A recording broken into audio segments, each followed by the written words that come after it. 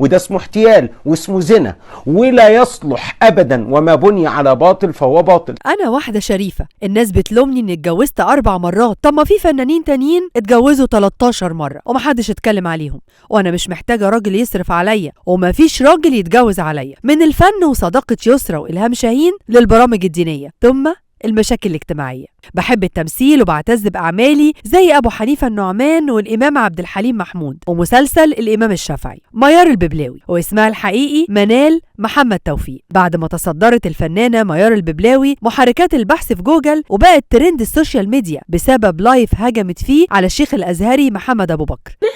بيصرخوا عمامي بيصرخوا يقولوا يا اللي انت بتقول عليكي دوت، بسبب انه علق على تصريحاتها في لقائها مع بسمة وهبة في برنامج العرافة، او ركبها المرجحة زي ما بتقول، وعلق عن طلاقها من جوزها 11 مرة. احنا عندنا ديننا واضح وصريح، ربنا سبحانه وتعالى جعل الطلاق 3 مرات يا ست ميار مش 11 مرة. ميار الببلاوي قالت وانا خارجة من الاستوديو شفت الشيخ محمد ابو بكر وهو خارج من قناة النهار، فسلمت عليه عشان بحبه قوي، بس لقيته بيقول لي انت بتتكلمي معايا كويس ليه؟ عشان امبارح طلعتك المرجحة. ما كنتش فاهمة قصده لحد ما راح قال لي انا اتكلمت عن حلقتك مع بسمة وهبة. قلت له ده شرف ليا يا مولانا، بس الحوار بينا كان كله مونتاج. قال لي انا ماليش دعوه بقى. ميار قالت الناس بتقول اني واخده من بسمة وهبة فلوس، وربنا يعلم اني رايحه هديه مني ليها عشان هي صاحبتي، عيب ان انا اخد من زمايلي فلوس. والانتاج قال لي انهم هيدفعوا فلوس بسيطه جدا اديتهم لللبيسه بتاعتي. انا اتصدمت من بسمة ومن طريقتها. لما رحت اصور حلقتي ما كنتش اتفرجت على البرنامج، انا صورت قبل عرض الموسم ده ب15 يوم، ولما شفت حلقات الضيوف قلت الحمد لله انا احسن من غيري. انا معرفش الحلقه طالعه ازاي، انا كنت مصدومه وهي كانت بتسأل وتجاوب، انا كنت قاعده مصدومه والموضوع كله ما كانش حلو. ولما اتكلمت معايا عن موضوع المحلل رحت ورديت عليها وقلت لها انا مش بتاعه محللات. ولما سالتني وقالت لي انتي اتطلقتي 11 مره، قلت لها انا ما اتطلقتش 11 مره، هو كان بيطلق طلاق معلق. انا اعرف جوزي من 35 سنه وكان ما بين كل رجوع ورجوع 10 سنين او 4 سنين، واخر مره